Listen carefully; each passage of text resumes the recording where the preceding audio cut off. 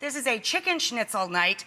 There's a lot going on, but it's all super simple. We're gonna start with our red cabbage. You want about 3/4 of a pound to a pound of cabbage. It's gonna cook right down. We're gonna add 1 red onion to our red cabbage. We're gonna add about 1/4 cup of cider vinegar,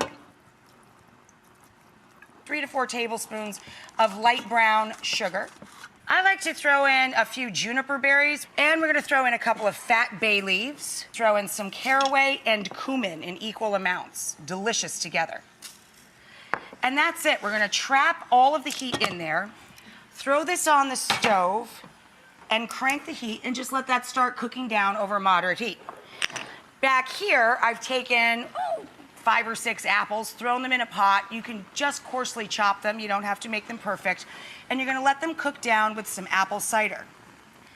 That's homemade, all natural, no sugar added applesauce. You're done. We like to make it a little more, well, grown up. We add a little lemon juice to brighten it, a little acidity. A little pinch of salt. Salt and sugar goes nicely together. A savory flavor like fresh thyme. And a fat glug of apple brandy. I have some potatoes draining. I took 2 large potatoes, peeled them, shredded them, salt them, and then pressed all of the liquid out of these guys.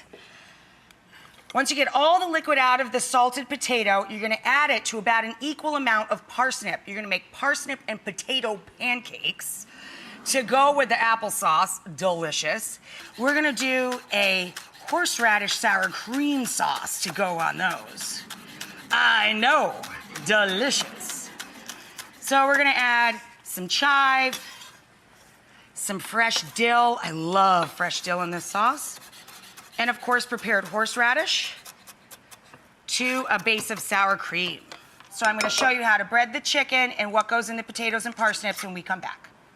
I then add some chopped parsley to that and about 1/4 cup, just to help keep them together, about 1/4 cup of flour. I add a little bit of baking powder, about a teaspoon or so, a little beaten egg, and you're just going to mound this into the hot oil and press down a little bit to make these pretty potato parsnip cakes. But we're going to use this to cook our schnitzel as well.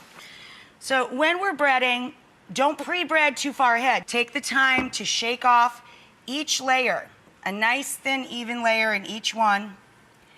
Then just dedicate one hand to the wet and the other hand to the dry in the breadcrumbs. So again, shake off all your excess, come down here and drop it into dry.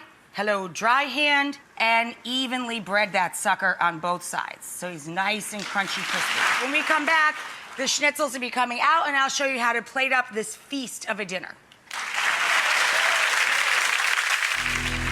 All right, staying hot in a 275 oven are our parsnip potato pancakes and our giant sage and lemon chicken. Remember, lemon zest, sage, salt, and pepper or white pepper are in the breading of that chicken. Borrow my tongs. This last schnitzel is a doozy. Look at this baby. Oh my gosh. He's a monster. Or she's a monster, I should say. Check out the size of that hot schnitzel. Applesauce with thyme. Serve that across the chicken. And then we're going to take our red cabbage with juniper, pile that back here. And then we're going to take, 1 or 2 of your potato parsnip cakes. And then, don't forget we also made, to go along with the flavor of the parsnip with the potato cakes, our dill and chive horseradish sour cream.